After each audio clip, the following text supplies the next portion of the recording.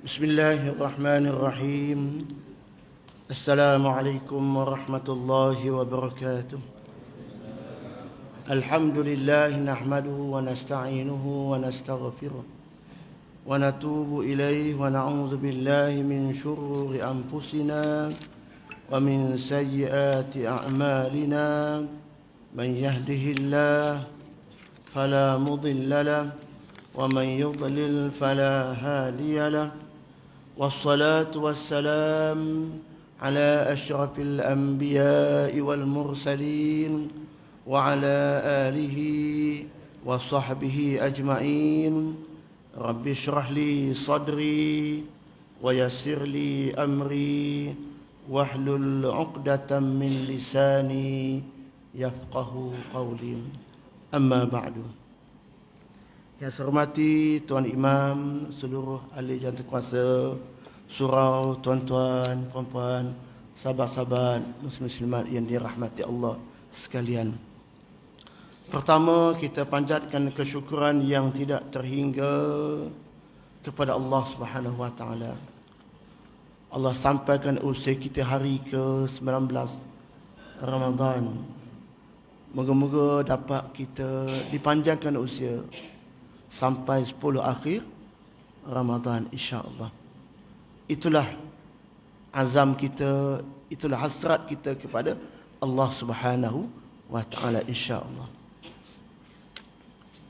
Kita muhasabah balik selama 18 hari kita berpuasa. Banyak mana amalan yang kita laksanakan untuk memenuhi keperluan di bulan Ramadan. Jika masih berkurangan, marilah kita tingkatkan keazaman kita untuk melipat gandakan amal baik kita di 10 akhir Ramadan. Sabda Rasulullah sallallahu alaihi wasallam, an Aisyah radhiyallahu anha qalat, قال رسول الله صلى الله عليه وسلم قال ابن نمير التمسوا وقال وقع تهروا ليلة القدر في العشر الأواخر من رمضان. رواه مسلم. Maknanya sabda Nabi ini maksudnya taharrau, carilah Lailatul Qadar, malam Lailatul Qadar. Bila? Antara tempat yang diutamakan fil ashril awakhir, di 10 hari yang terakhir di bulan Ramadan. Maknanya dituntut kita melipat gandakan amalan-amalan di 10 akhir. Telah pun kita sedia maklum. Cuma kekuatan diri kita, itu yang memerlukan kita tekad dan berazam. Kita bersungguh, insya-Allah kita akan berusaha untuk mengisi malam Ramadan, hari Ramadan ini dengan amal-amal terbaik di sisi Allah Subhanahu Wa Taala. Fokus kuliah pagi ini berkaitan dengan Al-Quran. Antara pengisian di bulan Ramadan ialah pengisian kita dengan Al-Quran. Di mana kita tahu semua Allah menyebut Al-Quran dalam surah Al-Baqarah 185, Syahrul Ramadan alladhi unzila fihi al-Quran hudan lin-nas wa bayyinatin minal huda wal furqan. Di bulan Ramadan unzila, diturunkan padanya Al-Quran. Fungsi Al-Quran hudan lin-nas, petunjuk kepada manusia. Wabayyinatin minal huda, untuk memberikan keterangan-keterangan kepada manusia. Wal furqan, ketiga, untuk membezakan antara yang al-haq, al-batil. Artinya antara kemuliaan Ramadan ialah sebab turunnya Al-Quran disebut Sayyidus Syuhur, penghulu segala bulan.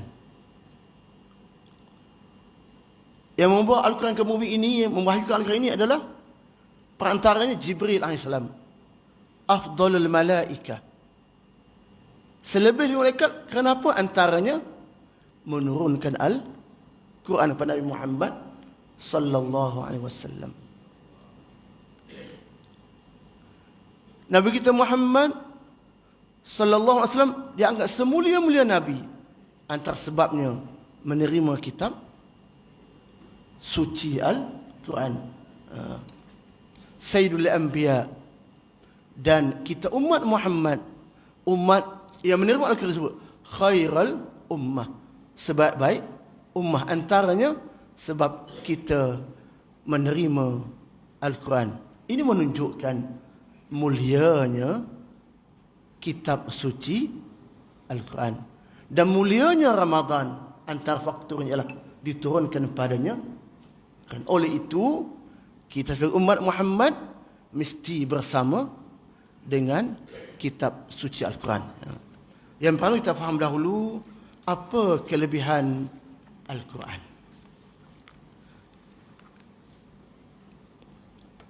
Dalam sabda Nabi bunyi, qala Rasulullah sallallahu alaihi wasallam, Al-Quranu syafi'un musyaffa' wa mahilun musaddaq, man ja'alahu amamahu qadahu ila al-jannah wa man ja'alahu khalfa dhahrihi saqatahu ila an-nar.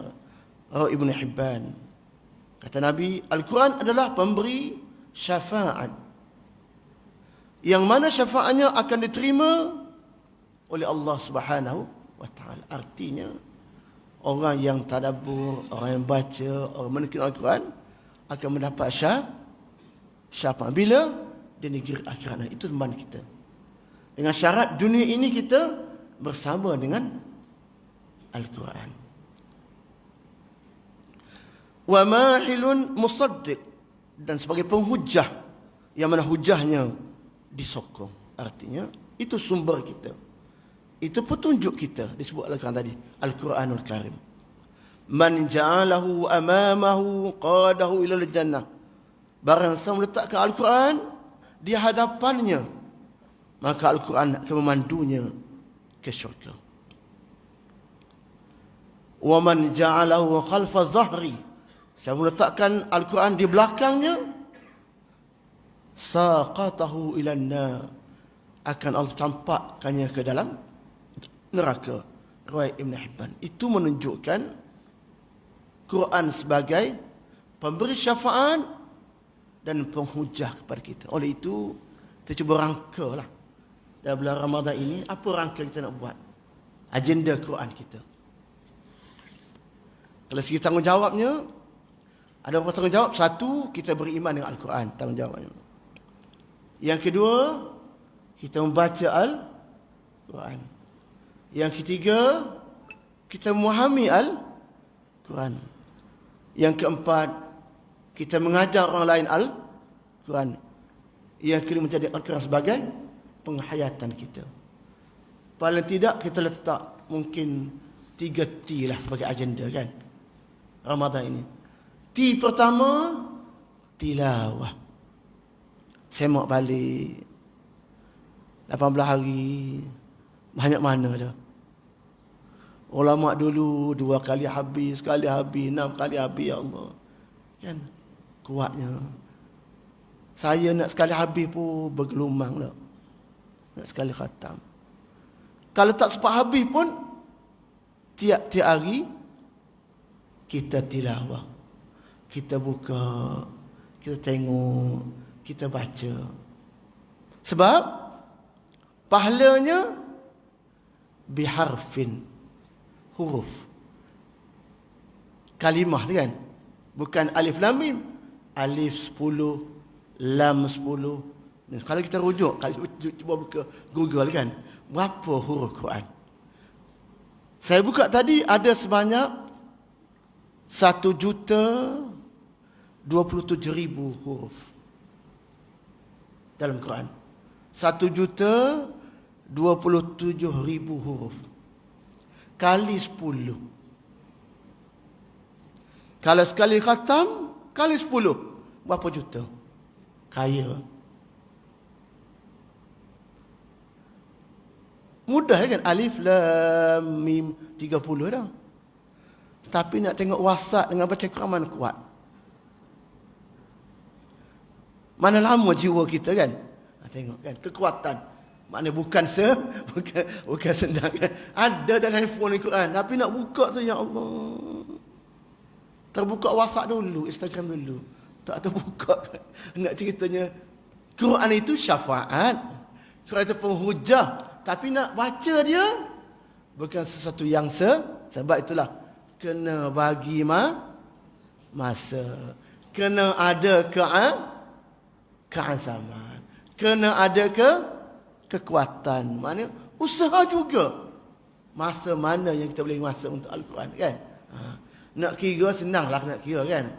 Satu hari satu juzuk. Satu juzuk 20 muka surat. Kena kira-kira lah. Kalau 4 muka surat setiap kali solat, habislah satu juzuk dah. Tapi nak habis 2 muka sebelum, 2 muka selepas tu mengantuk dulu. Itulah nak ceritanya. Bukan senang.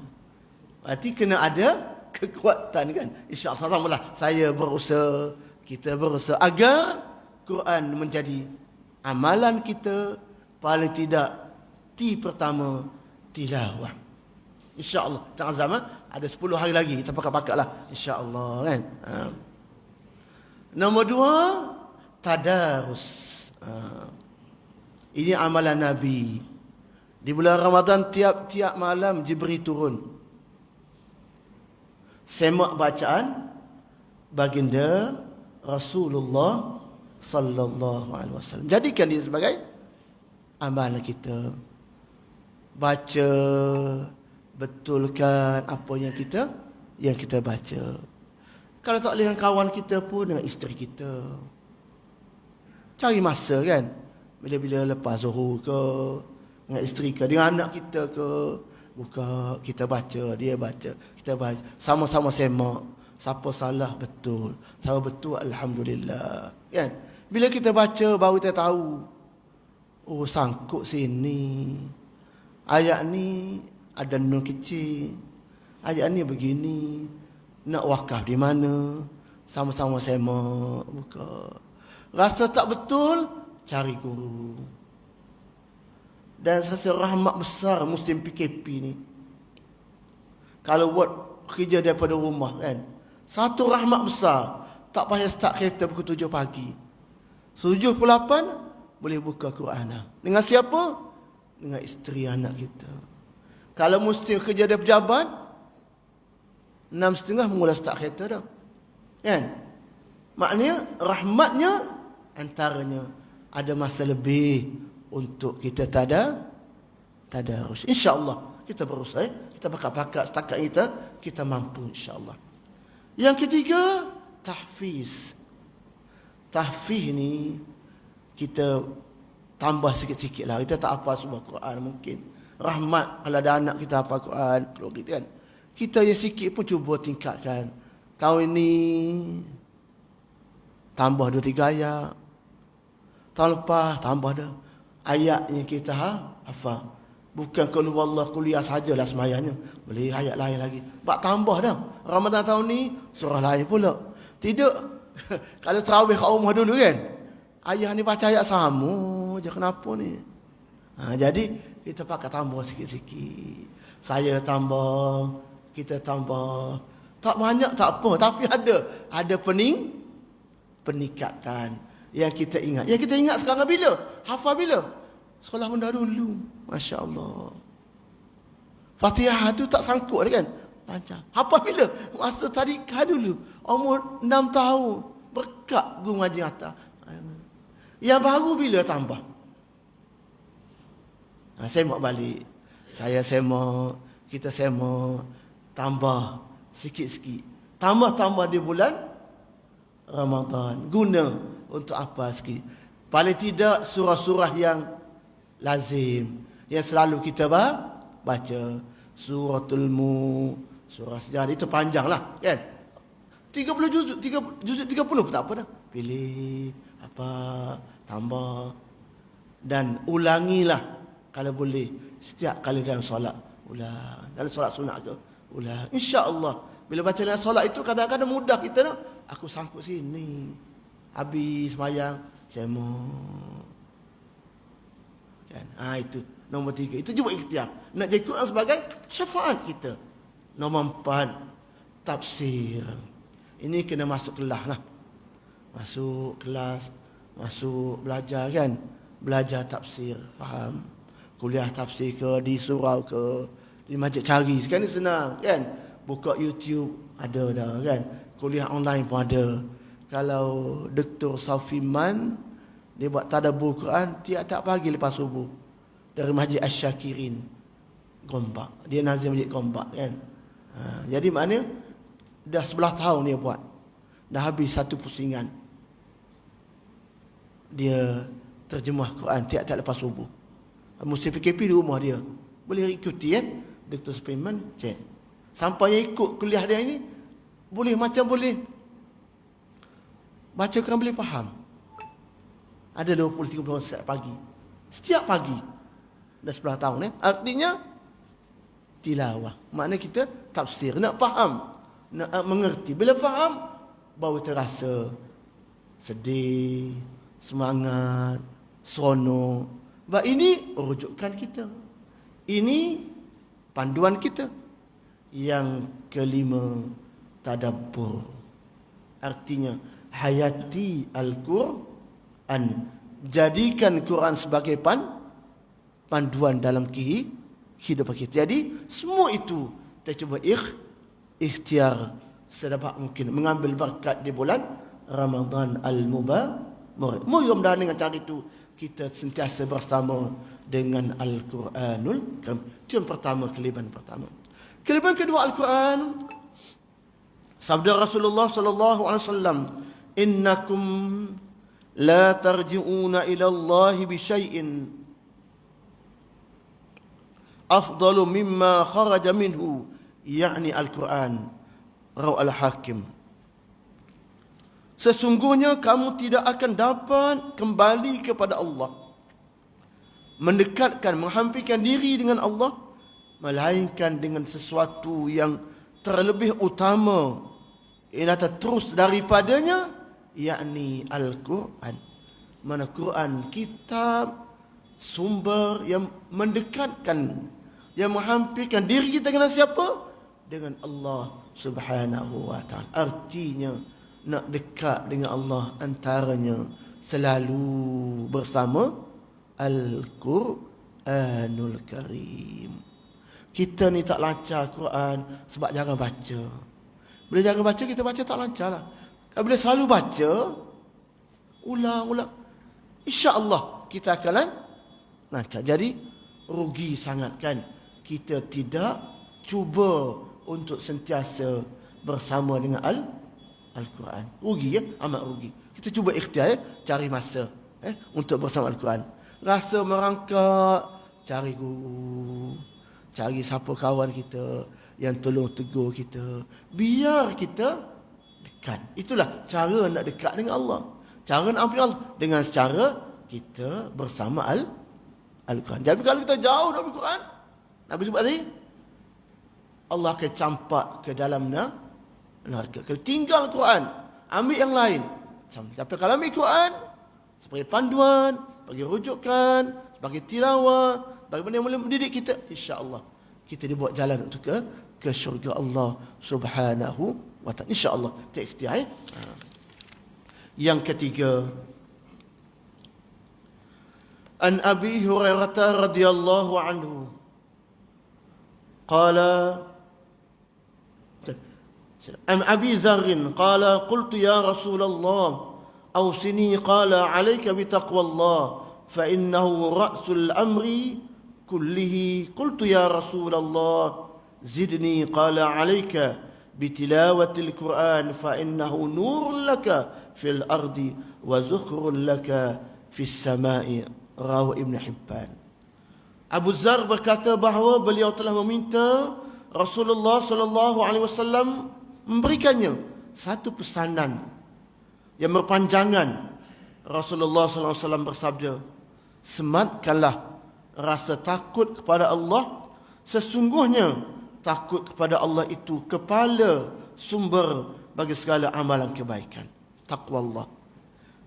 Yang kedua, Abu Zar meminta supaya Rasulullah SAW menambah lagi. Beri aku peringatan. Nabi kata, semai rasa takut. Nabi kata, tambah lagi ya Rasulullah. Nabi kata, hendaklah kamu alaika bitilawatil Quran. Adalah kamu membaca Al-Quran. Sebab apa? Fa innahu nurul laka. Kerana Al-Quran itu adalah cahaya bagimu fil ardi, di bumi. Wa dhukrul laka, dan bekalan untukmu fis samai, di langit, di akhirat. Artinya Quran adalah cahaya penyuluh kehidupan kita daripada kesesatan. Ya, suluh kita mana jalan baik? Quran. Jadi paling tidak tilawatil Quran, baca Al-Quran secara berterusan. Dunia dapat panduan, akhirat menjadi bekalan untuk berjumpa dengan Allah Subhanahu wa ta'ala. Artinya Quran adalah petunjuk yang paling tepat untuk pandu kita ke jalan terbaik waktu di marilah kita bersama-sama dengan Al-Quran. Itu yang ketiga. Yang keempat, sabda Nabi sallallahu alaihi wasallam, inna likulli syai'in syarafa yatabahu nabihi wa inna baha'a ummati wa syarafaha Al-Quran. Rawahu Abu Nu'aim. Sesungguhnya bagi setiap sesuatu ada kemegahan yang mana manusia berbangga dengannya. Dan menjadi kebanggaan dan kemegahan umatku ialah Al-Quran. Maknanya umatku berbangga, umatku megah kerana adanya. Itu disebut khairu ummah.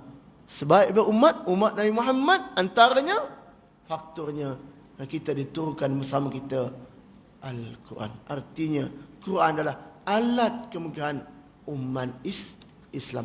Sebab itulah orang nak merungkan kita dengan Islam, antaranya jauhkan kita dengan Al-Quran. Jadikan umat ini buta Quran, berjaya. Menjauhkan kita dengan Islam, antaranya jauh dengan Al-Quran. Itulah perancangan musuh-musuh Islam untuk pastikan kita tak baca. Sebab tu negara-negara yang minoriti Muslim kan, antaranya mungkin tak boleh bawa masuk Quran, macam-macam kan dia buat. Dia faham bahawa bila dekat Al-Quran, umat ini umat yang kuat. Jauh dengan Al-Quran, akan masuk yang lain. Muzik, hiburan, kelekan. Akhirnya umat ini akan hanyut, leka. Puncanya jauh daripada Jadi kalau dekat Quran, insya-Allah kita kuat. Kita nak semua umat kita ini, masyarakat kita, komuniti kita, semuanya menjadi orang yang paling tidak boleh baca Al-Quran. Jangan malu. Ya, jangan malu cari guru. Tak apa. Kita baca dalam 10 orang, 5 orang. Lama-lama seronok. Wah, aku tak pernah sini. Dia tak pernah situ. Saya tak pernah sebut ra. Ni tak sebut ni. Rin. Kita dengar dia baca. Kita dengar kita baca. Akhirnya bertambah ilmu kita. Mula-mula buka mulut, malunya semuka itu.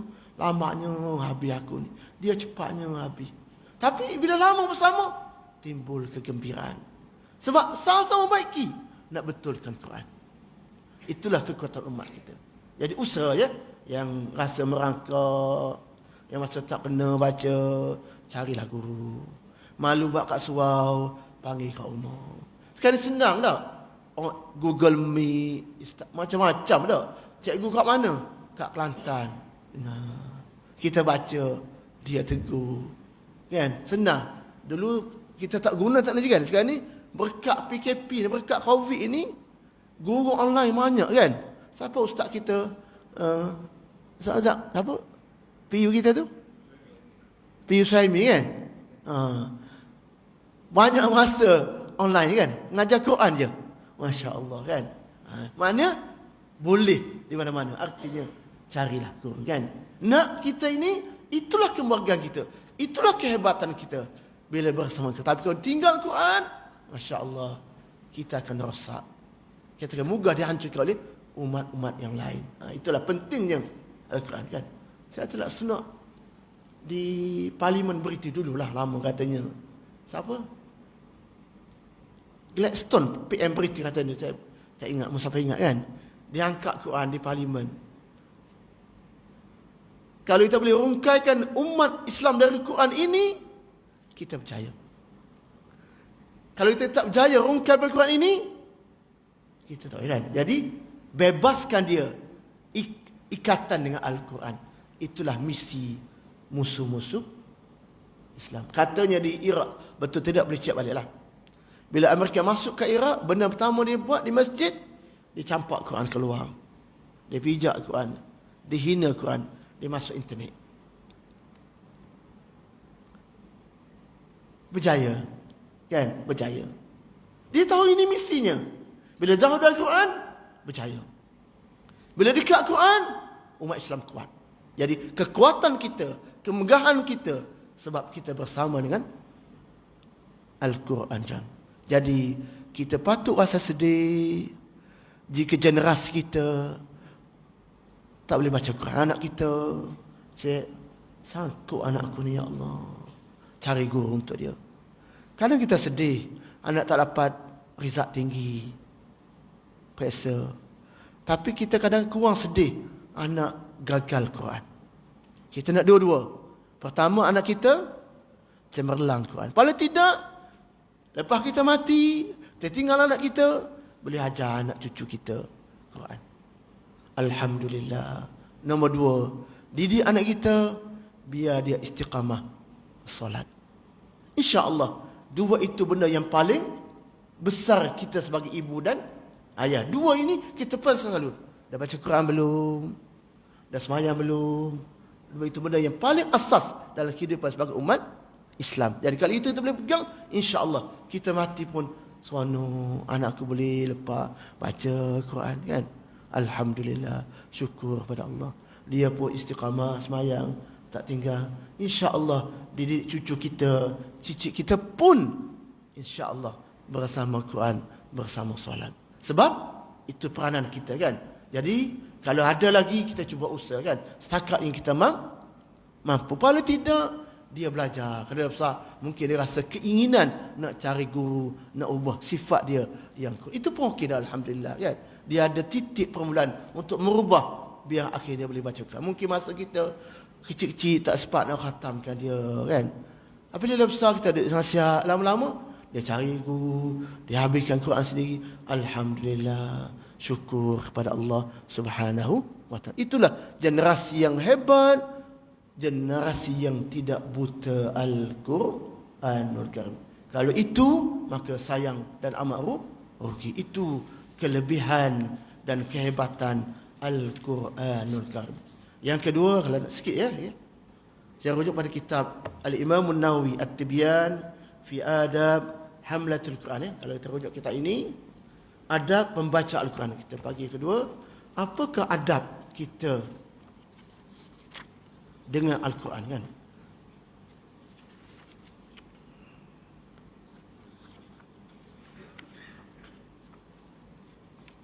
Adab kita baca Quran menurut Al-Imam An-Nawawi. Yang pertama, galakkan bersiwak sebelum membaca Al-Quran. Itu kalau boleh amal kan. Apabila dia hendak membaca Al-Quran, dia perlu membersihkan mulutnya dengan siwak dan sebagainya. Pandangan yang terpilih berkenaan siwak ialah alatnya adalah kayu daripada pokok arak. Harus juga untuk menggunakan segala jenis kayu dan alat yang boleh membersihkan kayu kasar, pokok isnan dan sebagainya. Itu maknanya adab pertama antaranya, kata Imam Nawawi, kita mulakan dengan bersiwak kan. Kalau kita berus gigi kan. Ni guna kayu sugi. Kayu arak. Ejaannya arak, A-R-A-K. Bukan arak tu. Alif, ra, alif, kaf. Sama dengan Arab Melayu lah. Kayu arak, kayu ni tumbuh di padang pasir kan, ada kayu. Kayu itu guna untuk kayu lain mungkin tak sesuai kan. Itu satu adab kata Imam An-Nawawi bila kita nak baca Quran kan. Kata Al-Mawardi yang merupakan antara ulama mazhab Syafi'i, digalakkan pada seorang untuk bersiwak pada kawasan luaran dan dalam gigi. Dia perlu menggerakkan alat siwak dengan lembut pada gigi hadapan, gigi geraham yang belakang dan bahagian atas di kawasan itu. Teknik-teknik bersiwak. Artinya yang penting nombor satu, kita terlebih dahulu bersiwak. Itu satu adab. Yang kedua, galakkan baca Quran dalam keadaan kita suci. Maknanya daripada hadas kecil dan hadas besar. Artinya kita berwudu. Walaupun kita baca mungkin tak salah Quran terjemahan, kita pegang kan. Yang tak boleh Quran betul tu kan, haram kan artinya. Tapi sebaik-baiknya kita ada wudu. Itu adab kedua kita. Maknanya dalam keadaan kita bersuci. Dan suci bila kita baca Al-Quran. Yang ketiga, baca Quran dengan bertayamum. Artinya kalau tak ada air, usaha tayam. Itu cara yang ketiga. Yang keempat, galakkan membaca Al-Quran di tempat yang pasti dan khusus. Maknanya baca Al-Quran kata Imam Nawawi tempat-tempat yang elok. Mungkin di masjid, di rumah kita ke, atas jadah ke, tempat yang baik. Bukan tempat-tempat yang tak elok kan. Tapi sekarang kita bergerak, tak salah lah. Itu adab kan.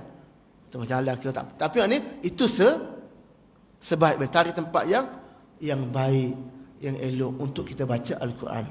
Makruh baca Al-Quran pada 3 tempat kata Syafi'i. Tempat mandi, tempat buang air, dan kawasan mengisar gandum. Industri kan, dia bau. Artinya itu 3 kata Syafi'i makruh dari tempat mandi, tempat buang air, dan kawasan mengisar gandum. Baca Quran di jalanan. Pendapat terpilihlah harus sambil tunggu Grab ke, buka baca. Itu harus ya. Dan tidak makruh belum pembacanya tidak membaca menjadi, dan belum membacanya tidak menjadi lalai dan leka. Jika dia menjadi lalai dan leka daripada baca Al-Quran tadi, hukumnya adalah makruh. Kerana Nabi SAW tidak suka Al-Quran dibaca oleh orang yang mengantuk kerana takut bacanya salah. Baca tapi mata melilau. Maknanya leka lalai. Artinya makruh. Tak salah. Hukumnya asalnya harus. Tapi kalau nak baca tu, mata kan. Itu hukumnya makruh. Itu satu. Kemudian yang keempat, galakan bagi pembaca Al-Quran di luar solat untuk menghadap kiblat. Itu galakannya. Khairul majalis mastuqbila bihil qiblah. Sebaik-baik majlis adalah yang menghadap kiblat. Itu adab yang keempat berikutnya. Kemudian yang berikutnya, galakan membaca Quran dengan memohon perlindungan. Mula a'udzubillahi minasyaitanir rajim. Kita baca Quran. Galakkan membaca Al-Quran pada setiap awal surah dengan basmalah. Bismillahirrahmanirrahim. A'udzubillahi minasyaitanir rajim. Bismillah. Kecuali surah Taubah, surah Bara'ah kan. Itu terus baca ayat tanpa baca bismillah. Macam kita dalam solat kan. Awal surah kita mula dengan bismillah. Macam saya baca tadi, tengah-tengah surah terus baca tanpa mula dengan bismillah. Adabnya awal surah mula dengan bismillah. Tengah-tengah surah tak mula dengan bismillah. Itu dari segi adabnya. Kemudian membaca Al-Quran dalam keadaan khusyuk dan mentadabbur ketika membaca. Tadi maknanya kita baca dalam keadaan kita memahami, kita jadikan sebagai jadi baca pun dengan tartil elok. Afala yatadabbaruna al-Quran, maka tidaklah mereka menghayati mendalami Al-Quran. Tadabbur dalam keadaan kita menghayati, baca dalam keadaan khusyuk. Baca bila baca dalam khusyuk, kita baca pun tartil elok. Kita pun seronok. Sedap dengar. Tapi kalau nak kejar muka surat, itulah nak kejar ni. Lama tak khatam kan. Baca. Yang penting tartil. Baca dengan elok. Sebab itulah Ibrahim Al-Khawas berkata, ubat kepada hati ada 5 dalam konteks tadabbur ini. 5 ubat hati kita. Pertama, baca Quran dengan penuh tadabbur, dengan penuh penghayatan kita. Satu. Nombor 2, perut yang kosong, puasa. Bila puasa ini nafsu jadi lemah, waktu itu hati dekat dengan Allah. Yang ketiga, qiyamul lail, bangun malam. Kita bangun sahur, kan? Isi sekejap, paling tidak 2 rakaat solat tahajud. Itu hati tenang. Yang keempat, berdoa dengan penuh rendah hati. Bila? Di waktu sahur. Jadi amalan yang baiknya, 1, qiyamul lail, bangun malam. Yang kedua ialah doa. Waktu mustajab doa di akhir malam, di sepertiga akhir malam. Yang kelima, duduk semajlis dengan golongan yang saleh, orang baik-baik. Kita terdidik, ternasihat ke arah yang baik. Itulah kata Ibrahim Al-Khawas, 5 ubat hati. Satu antaranya baca Quran dengan penuh tadabbur. Kemudian yang berikutnya, agak adab Quran juga, galakan mengulangi satu ayat untuk bertadabbur. Artinya kita baca banyak, baca tengok saya. Kalau boleh ada Quran terjemahan, kan? Sebuah rumah kita tengok baca Quran, tengok makna dia. Baik lagi Quran terjemahan biharfin, huruf, kan? Ada Quran perkata, kan? Tengok mana. Rujuk guru, tak faham ustaz ayat ni, cerita sikit. Di mana kita usaha untuk memahami sedikit demi sedikit. Kemudian menangis ketika membaca. Itu bila faham boleh menangislah, kan? Bila faham, bila tadabbur, faham, baru rasa baca itu dalam keadaan penuh penghayatan. Kemudian galakan baca Quran secara tartil, warattilil Qur'ana tartila. Itu galakan. Kemudian galakan memohon kurniaan dan perlindungan Allah pada bertemu ayat rahmat atau ayat azab. Minta jauh dengan Allah, bertemu ayat azab, minta dekat dengan Allah. Allahumma inni as'aluka al-afiyah. Jumpa ayat-ayat yang berkaitan ini semua bila kita dah faham dengan Al-Quran. Kemudian memuliakan Al-Quran, adab dia. Mulia antaranya tidak ketawa, tidak buat bising, tidak cakap-cakap semasa membaca Quran, kecuali kata-kata yang perlu saja. Satu. Yang kedua, bermain-main dengan tangan atau selain itu kerana dia sedang bermunajat Tuhan dengan Allah, maka usahlah bermain. Jangan bergurau senda waktu orang tengah baca Quran atau kita tengah baca Quran.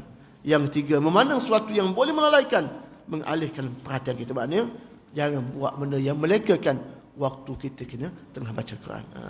Kemudian tidak boleh baca Quran dengan bahasa selain pada bahasa Arab. Belajar Quran mungkin guna huruf Rumi, kan? Mungkin permulaan untuk asah mula kalau mu'allaq kenalah, kan?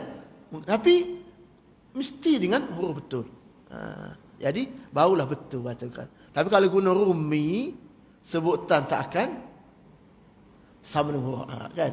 Mungkin aja tapi sebutan tak betul. Maknanya disebut tidak boleh baca Quran dengan bahasa selain bahasa Arab fasih. Itu menurut adabnya.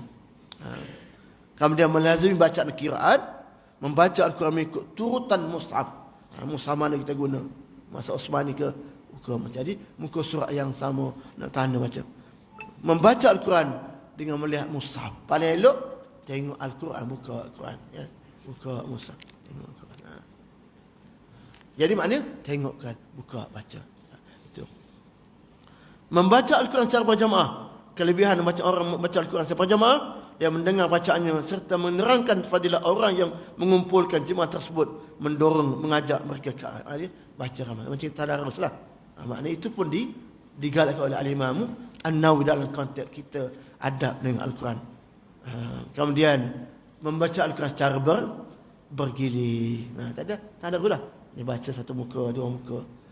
Lain tu kita sambung masa lain lah, kan? Jadi boleh cari buku At-Tibyan fi Adab Hamlatul Quran, adab pembaca Al-Quran. Itu antara adab-adab dalam konteks bila mana kita membaca Al-Quran. Barulah kita akan rasa seronok bila mana kita memahami adab yang sebaiknya bila kita membaca. Barulah kita akan timbul kegembiraan bila kita buka Quran. Sebab apa? Terjaga adab-adab yang sepatutnya kita ketahui. Jadi mudah-mudahan apa kita baca pagi ini dapat kita sasmati. Termasuklah diri saya dalam konteks kita untuk terus bersama Al-Quran di akhir 10 akhir Ramadan. Buku jangan tinggal. Yang kita bawa selalu mushaf Al-Quran. Atas kereta kita pun ada. Mana kita pergi ada Quran. Lazimilah bermula dengan Ramadan Al-Mubarak. Jangan satu hari kita terlepas untuk tidak baca Al-Quran, kan? Jadi bawa selalu, tak dalam poket ke, ataupun kalau Quran sikit-sikit tak apa. Kalau ada handphone, buka handphone tak apa, kan? Tapi saya tak suka handphone, jadi gelap. Jadi gelap, kan? Jadi kalau pun satu lebih selesa, kan? Dia tak gelap tu pun tak apa, kan? Handphone tu kena tekan. Jadi saya lebih selesa Qurannya. Jadi buka. Manalah, kan? Mana selesa lah. Yang mana-mana selesa yang kita boleh. Yang pentingnya jangan tak buka Quran. Tengok Quran pun dapat pahala. Buka. Apa tak lagi baca tadi. Biar. Kalau 1 juta lebih huruf kali 10, ya Allah. Aman rugi orang yang tak baca Quran. Aman rugi. Apatah lagi di bulan Ramadan Jadi ada masa lagi Ramadan ini 10 hari. Pastikan jangan sama sekali kita tinggalkan Quran untuk bersama kita di akhir Ramadan, insya-Allah. Saya cukuplah setakat itu untuk pagi ini. Mudah menjadi pedoman untuk diri saya dan kita semua untuk mengharungi 10 akhir dalam keadaan kita dekat dengan Allah Subhanahu wa taala, insya-Allah. Dan kita doa Allah menerima amal ibadat kita yang terbaik berbanding tahun-tahun sebelum ini untuk di bulan Ramadan Al-Mubarak. Yang baik adalah daripada Allah, yang buruk adalah kelemahan saya sendiri. Aqul qawli hadza wa astaghfirullah li wa lakum. Wabillahi taufiq wal hidayah. Wassalamu alaikum warahmatullahi wabarakatuh. Subhanakallahumma wa bihamdika asyhadu an la ilaha illa anta أستغفرك وأتوب إليك. بسم الله الرحمن الرحيم. والعصر إن الإنسان لفي خسر إلا الذين آمنوا وعملوا الصالحات وتواصوا بالحق وتواصوا بالصبر. بسم الله الرحمن الرحيم. الحمد لله رب العالمين حمدا يوافي نعمه ويكافئ مزيده. يا ربنا لك الحمد كما ينبغي لجلال وجهك وعظيم سلطانك. اللهم فقهنا في الدين وعلم التأويل.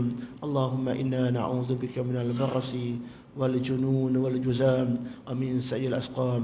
اللهم ارفع عنا البلاء والوباء والمحن وسوء الفتن ما ظهر من وطن عن بلدنا هذا خاصة وعن بلاد المسلمين عامة برحمتك يا أرحم الراحمين. اللهم اجعل جمعنا هذا جمعا مرحوما وتفرقنا من بعده تفرقا معصوما. ربنا آتنا في الدنيا حسنة وفي الآخرة حسنة وقنا عذاب النار والحمد لله رب العالمين.